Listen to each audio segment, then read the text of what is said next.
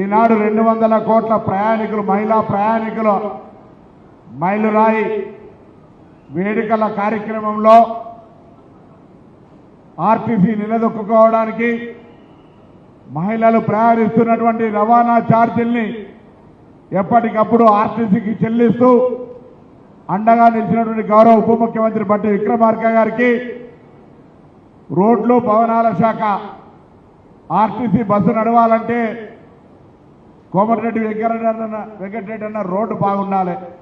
ఆ విధంగా రోడ్లు భవనాల శాఖ మంత్రులు కోమటిరెడ్డి వెంకటరెడ్డి గారు, అదేవిధంగా special principal secretary chief secretary Vikas Raj garu, అటు R&B ట్రాన్స్పోర్ట్ అండ్ రోడ్ రెండింటికి కలిపి ఒకరే ప్రిన్సిపల్ సెక్రటరీ వారు, బీర్ల ఐలయ్య గారు ప్రభుత్వ విప్, ఆలేరు ఎమ్మెల్యే గారు, బాలస్వామి గారు డీసీపీ గారు, అదేవిధంగా గౌరవ జిల్లా కలెక్టర్ హరిచంద్ర గారు, ఆర్టీసీ అధికారులు, ఇక్కడికి విచ్చేసినటువంటి ఆర్టీసీ సిబ్బందికి, ఇతర పాత్రికేయులకు, ప్రయాణికులందరూ కూడా పేరు పేరున నా నమస్కారాలు.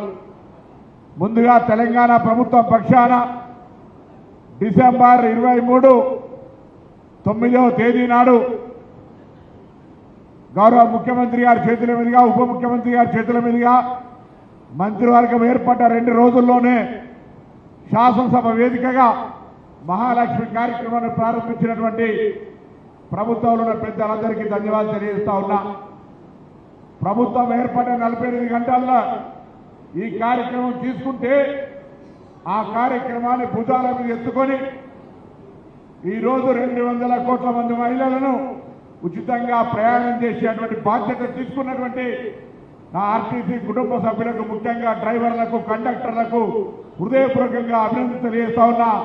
మేనేజింగ్ డైరెక్టర్ మొదలుకుంటే షెడ్యూల్లో ఉండే చిన్న మెకానిక్ దాకా అందరి కూడా కృషి భాగస్వామ్యం ఉంది. అందులో ఆర్టీసీ డ్రైవర్ల, కండక్టర్లకు నా హృదయపూర్వకంగా అభినందనలు, శుభాకాంక్షలు.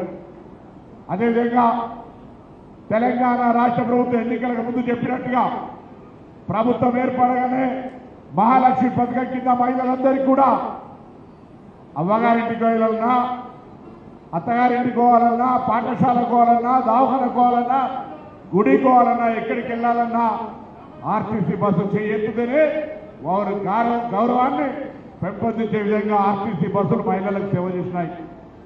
ఈరోజు మహిళలకు సంబంధించిన విద్యా అవకాశాలు ఉపయోగించుకుంటా ఉన్నారు బస్సు ఫ్రీ వల్ల.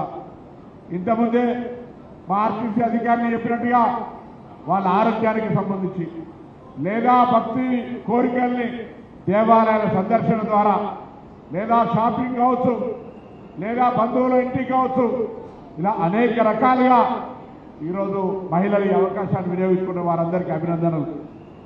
ఆర్టీసీ కూడా గౌరవ ఉప ముఖ్యమంత్రి గారు, ముఖ్యమంత్రి గారు మిత్ర గౌరవ మంత్రుల సహకారంతో 10 సంవత్సరాలు నిర్వీర్యమైనటువంటి ఆర్టీసీ ఉంటుందో ఊడుతుందో తెలియనటువంటి పరిస్థితులల్లా ప్రజల అభిప్రాయంతో, ప్రజల ఆకాంక్షలతో, ఆశీర్వచనతో ఏర్పడ్డ ప్రజాపాలన ఈరోజు నష్టాల నుంచి దాటి లాభాలలోకి వస్తా ఉన్నది. ఇది ఈ ప్రజాపాలన ఆశీర్వచనం, ప్రజల యొక్క దీవెన.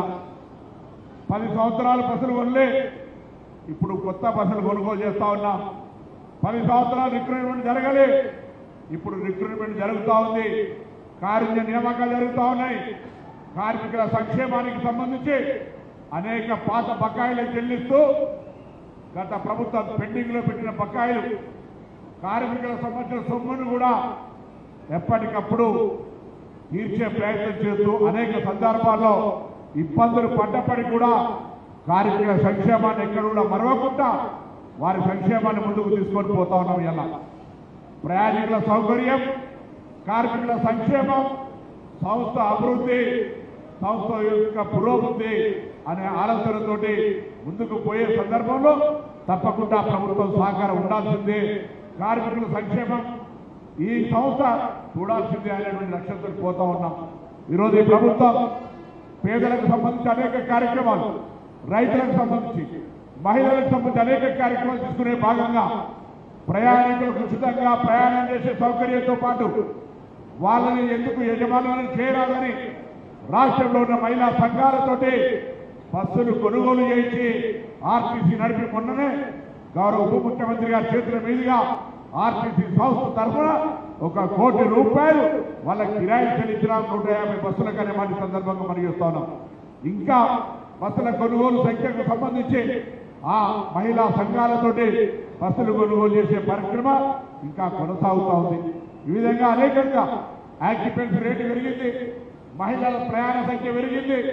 గతంలో 45 లక్షల ప్రయాణం చేస్తే ఈరోజు ఆర్టీసీని ప్రతిరోజు దాదాపు 60 లక్షల మంది ప్రయాణం చేసి వినియోగించుకుంటా ఉన్నారు.